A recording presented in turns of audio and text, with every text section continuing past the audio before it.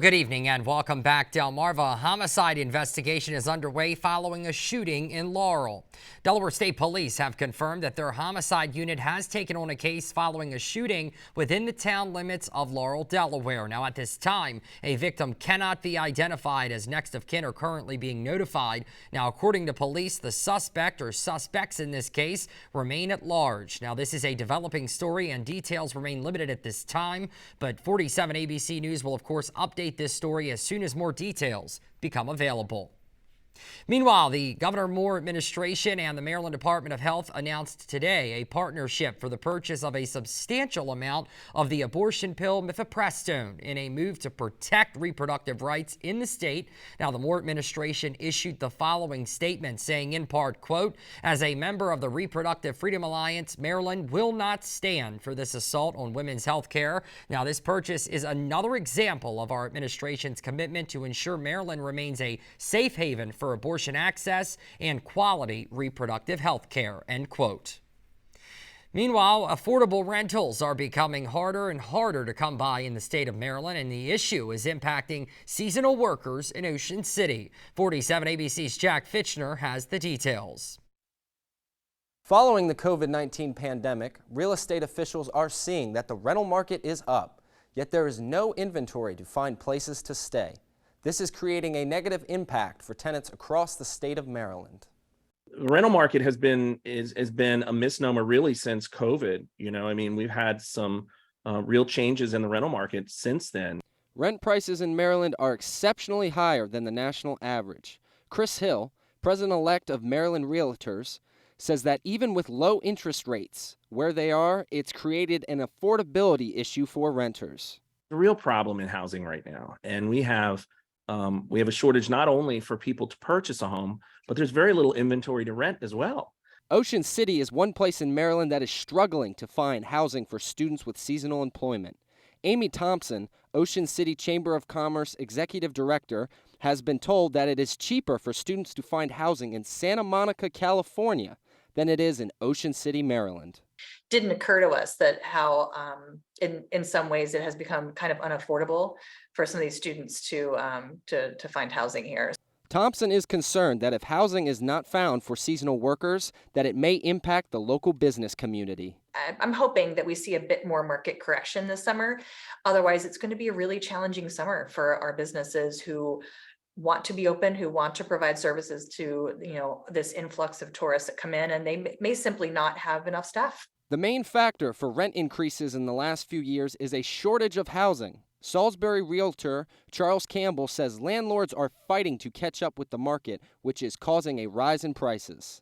My company personally has listings in one-bedroom apartments in Salisbury that are north of $1,000, north of $1,100 a month, and we have no trouble. They get put on the market, and within a week, we have 3 or 4 applicants, and at least one of them is qualified and moves in.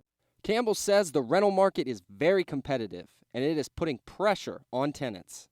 It's hard for tenants, especially in the affordable housing, kind of lower income levels. Absolutely. Officials have hopes that the rental market will soon balance out as the COVID-19 pandemic winds down. And in Ocean City, the Chamber of Commerce is looking at plans to place dormitories in the area. In the studio, I'm Jack Fitchner, 47 ABC, WMDT. Now, you can, of course, get more details on Jack's story in the article on our website. That's 47abc.com. Moving on here, Crisfield Police are celebrating a higher scale pension plan, which they say will help with recruitment and retention efforts.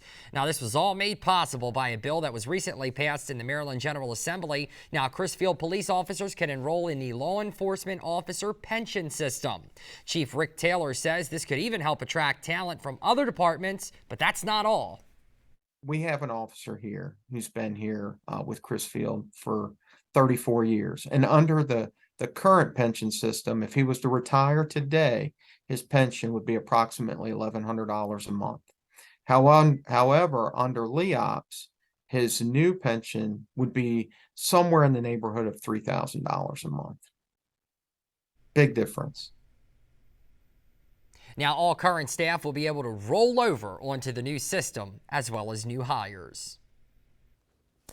All right, let's get set for the weekend here. We're going to throw in the chance of a shower or thunderstorm for our Saturday, so a little different than we've had so far this week with all the quiet and really wonderful early summer-like weather that we've had with our high temperatures well into the 80s almost every day. Tomorrow, that chance of a shower or storm will be mainly for the afternoon. They'll be spread out, so not everybody will see them, but it's worth mentioning the thunderstorm aspect, not because I'm concerned about any severe weather. It's just the lightning threat. For some of us, might be the first real outdoorsy day that we've had so far this season. Just want everybody to stay on top of that. But Sunday looks even better under a mostly sunny sky as temperatures will find their way back into the low and mid-80s for the afternoon. A cool down is coming. Let me show you the 7-day here in a moment, and you'll see what I'm talking about. 82 was the official high today out of the Salisbury Airport. On the day, we still average in the mid-60s. And we're going to be closer to that average as we go into early next week. But it's been a beautiful week so far, and all the trees and bushes and shrubs and flowers have been loving it because they've been blooming everywhere. Taking a look at this picture here, this is actually from Eileen there in Waldron. Eileen Waldron out of Camden there. Going over to Peter Edwards, a photo here coming out of the, I believe, the Boxwood area in Princess Anne. A very nice scene here from that picture. And looking outside right now, a very quiet scene from our Georgetown Shore Auto Sales Skycam. Taking a look at the radar there. There have been a couple of showers trying to sneak through Delmarva from earlier. Right now the radar is barely picking up on much, and this is just outside of Baltimore. But I expand the view because I want to show you what's going on here off to the west. Lots of lightning with that complex there coming outside of Roanoke. That's outside of Richmond, too. This activity is not going to be bothering us tonight, but a couple of these showers are eventually going to find their way closer to us. I'm going to set the scene here, what's happening.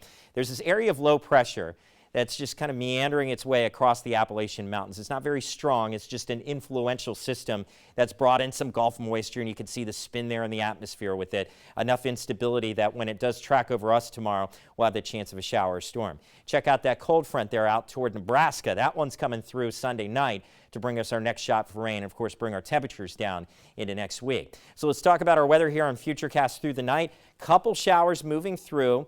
7 o'clock in the morning, and you can see we'll get a break there for the later part of the morning before the afternoon. A shower, a thunderstorm popping up in the heating of the day, that instability, if you will. And then we'll get quiet weather to move in for Sunday. That should buy us a mostly sunny sky before that cold front comes in late at night to bring us that shower and thunderstorm chance. You can see some of them moving through as we go into early Monday.